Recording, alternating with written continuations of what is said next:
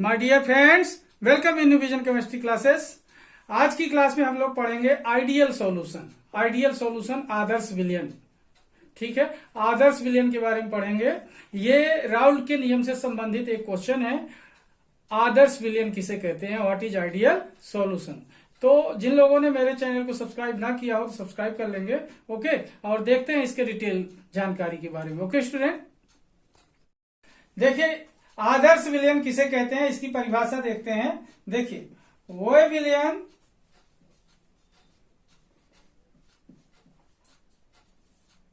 जो ताप एवं सांद्रण की संपूर्ण परस्पर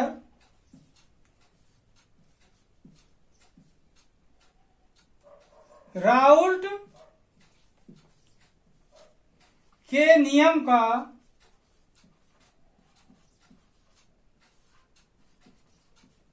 पालन करते हैं,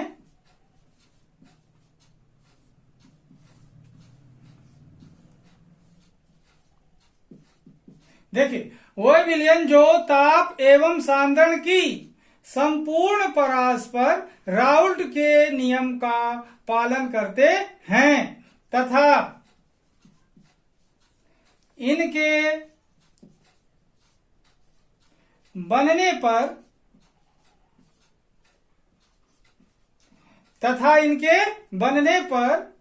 आयतन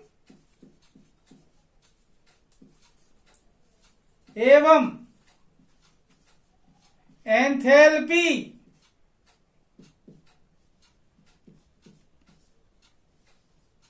में परिवर्तन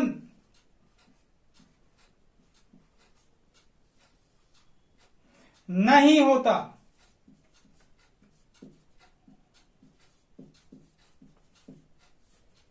देखिए, वो विलयन जो ताप एवं सांद्रण की संपूर्ण परस्पर राउल्ट के नियम का पालन करते हैं तथा इनके बनने पर आयतन एवं एंथैल्पी में परिवर्तन नहीं होता, क्या कहलाते हैं? आदर्श विलयन कहलाते हैं।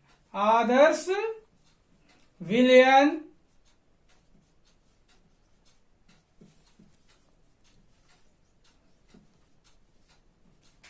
कहलाते हैं। ओके, एक बार फिर से देखिए आदर्श विलयन की परिभाषा। वो विलयन जो ताप एवं सांद्रण की संपूर्ण परस्पर राउल्ट के नियम का पालन करते हैं तथा इनके बनने पर आयतन एवं एंथैल्पी में परिवर्तन नहीं होता, आदर्श विलयन कहलाते हैं। ओके, अब देखते हैं स्टूडेंट इनकी प्रॉपर्टी, विशेषता क्या है। ओके,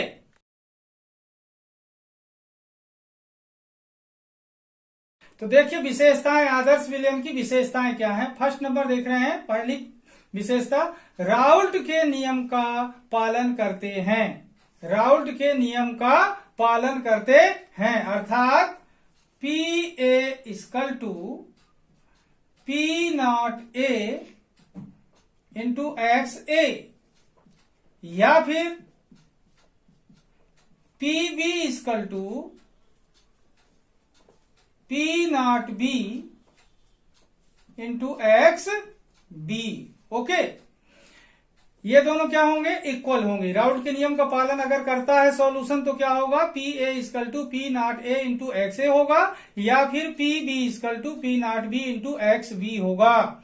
ओके, ये सॉल्वेंट के लिए है और ये किसके लिए है? सॉल्यूट के लिए।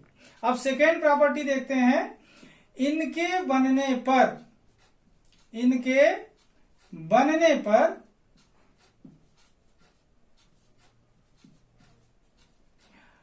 आयतन में परिवर्तन नहीं होता।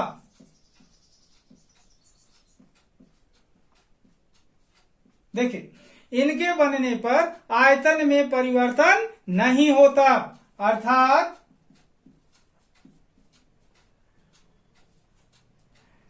डेल भी मिक्सिंग इक्वल टू 0, मतलब चेंज क्या है, 0 के बराबर, मतलब वॉल्यूम में चेंज नहीं आता, आयतन में कोई भी परिवर्तन नहीं होता। इनके बनने पर आयतन में परिवर्तन नहीं होता। ओके, अर्थात डेल भी mixing equal to 0। Third property देखते हैं, इनके बनने पर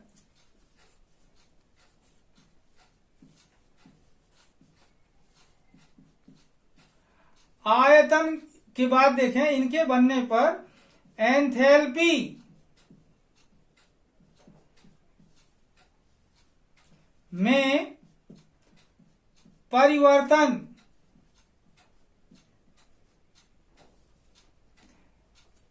नहीं होता।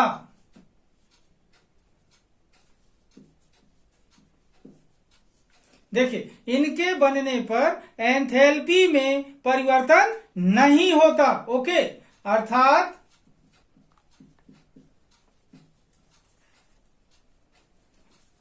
डेल एच मिक्सिंग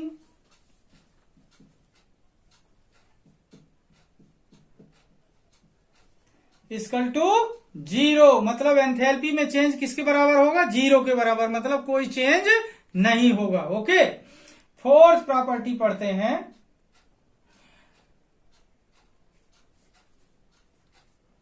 इस प्रकार के विलयन में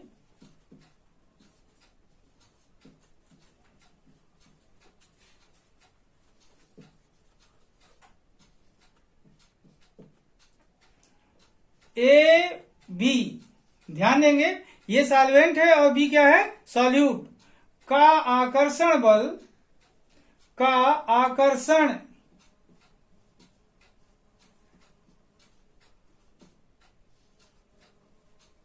बल ए मतलब सॉल्वेंट सॉल्वेंट तथा बी मतलब सॉल्यूट सॉल्यूट के आकर्षण बल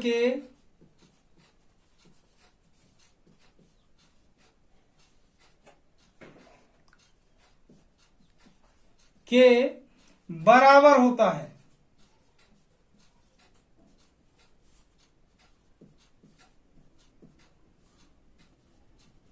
ओके, यहां पर देखें सॉल्वेंट एंड सॉल्यूट का जो आकर्षण बल है, सॉल्वेंट सॉल्वेंट और सॉल्यूट सॉल्यूट के आकर्षण बल के क्या होता है, बराबर होता है। एक बार फिर से देखें, फर्स्ट विशेषता क्या है, राउल्ट के नियम का पालन करते हैं, अर्थात P A equal to P not A into X A, या फिर P B equal to P not B into X B. ये किसके लिए है, सॉल्वेंट के लिए, ये किसके लिए है, सॉल्यूट के लिए। ये क्या है, विलायक के लिए, और ये किसके लिए है, विलेय के लिए। सेकेंड क्या प्रॉपर्टी है इसकी, इनके बनने पर आयतन में परिवर्तन नहीं होता, अर्थात डेल भी मिक्सिंग इक्वल टू 0, मतलब डेल भी क्या है, 0 के बराबर चेंज, मतलब कोई चेंज नहीं हुआ।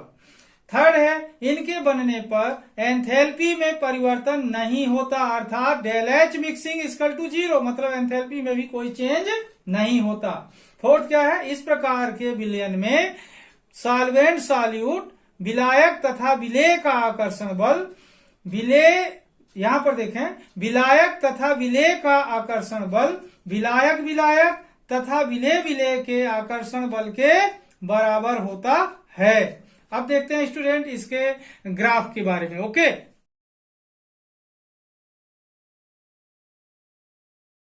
तो देखिए ग्राफ के माध्यम से आदर्श विलयन को कैसे समझा सकते हैं। ग्राफ देखिए, वाष्प दाब तथा मोल प्रभाज के मध्य, वाष्प दाब तथा मोल प्रभाज के मध्य ग्राफ खींचकर आदर्श विलयन का प्रदर्शन किया जा सकता है। ध्यान देंगे, आदर्श विलयन का प्रदर्शन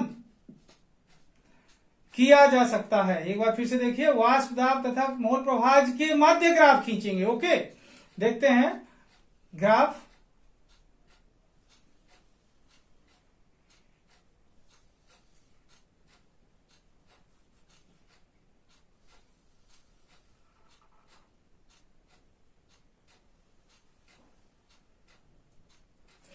ये एक बर्तन है जिसमें सॉल्यूशन है, ठीक है ना। यहां पर देखते हैं कि मान लेते हैं अपने पास सॉल्वेंट है, इस पॉइंट पे सॉल्वेंट और इस पॉइंट पे सॉल्यूट की बात कर रहे हैं, ठीक है। तो यहां से सॉल्वेंट यूज कर रहे हैं तो सॉल्वेंट थोड़ा सा ज्यादा लेंगे, ठीक है। ये ठीक, ये सॉल्वेंट के लिए है। इसी तरीके से सॉल्यूट के लिए देखना,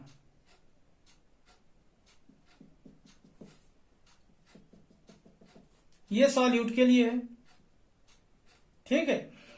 और जब इन दोनों को मिला देंगे तो क्या बन जाएगा स्टूडेंट, सॉल्यूशन। ये तो यहां पर देखना, ये एक लाइन किसके लिए है, सॉल्यूट के लिए, और एक लाइन किसके लिए है, सॉल्वेंट के लिए, ठीक है। और ये मैंने बोला था ये किसके लिए, ये लाइन, ये जो वर्टिकल लाइन होगी ये किसके लिए होगी स्टूडेंट, वाष्प दाब के लिए। किसके लिए, वाष्प दाब, ठीक है। और ये वाली जो लाइन होगी किसके लिए होगी, मोल प्रभाज के लिए। किसके लिए होगी, मोल प्रभाज,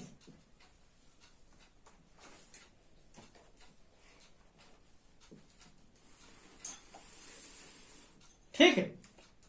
अब यहां पर देखें कि ये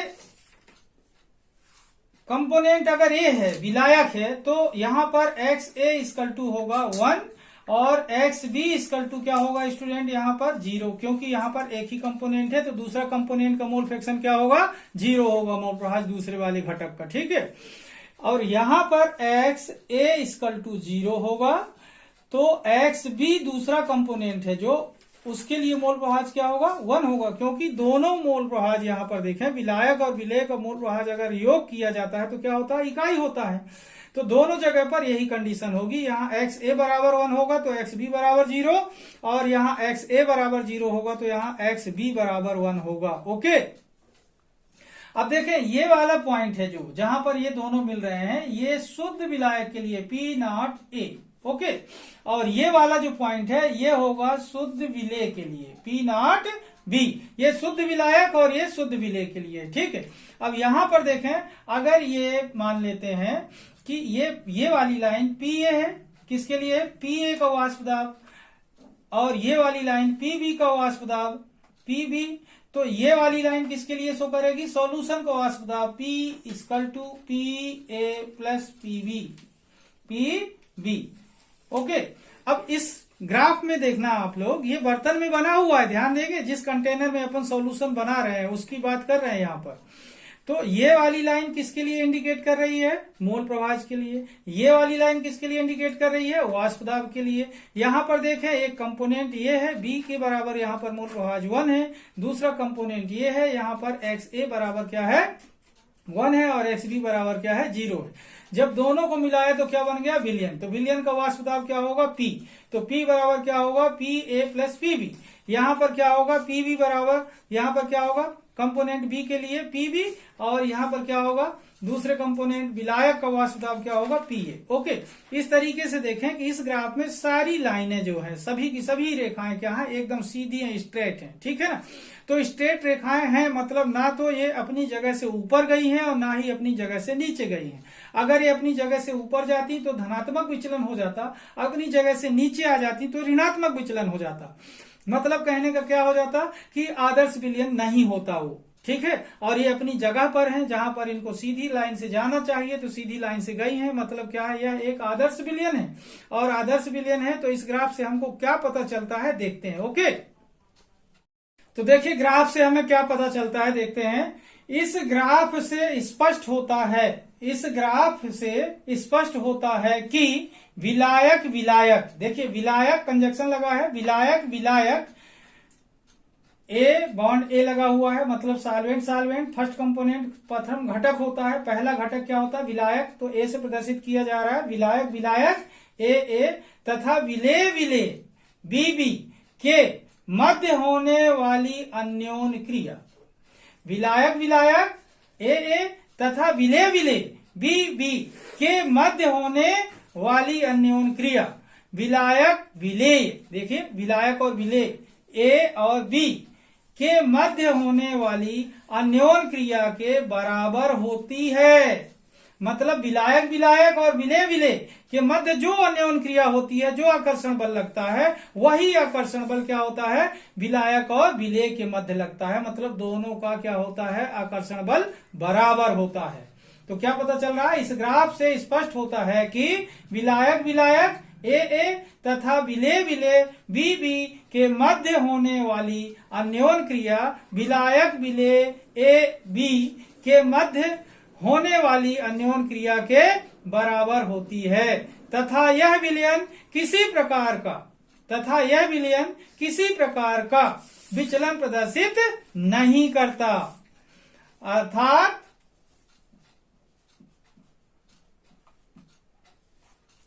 इस प्रकार का विलयन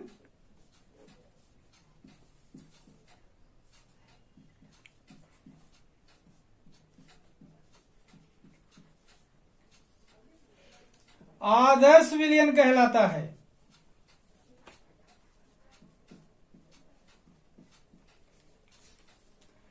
अर्थात इस प्रकार का विलयन आदर्श विलयन कहलाता है। ओके,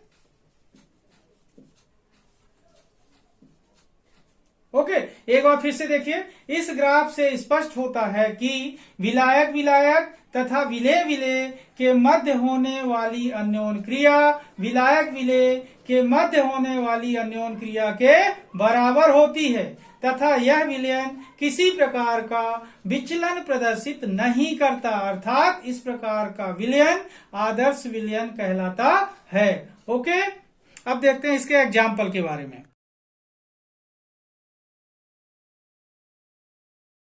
तो देखिए आदर्श विलयन के उदाहरण, नंबर 1 देखते हैं, बेंजीन प्लस टॉलुइन।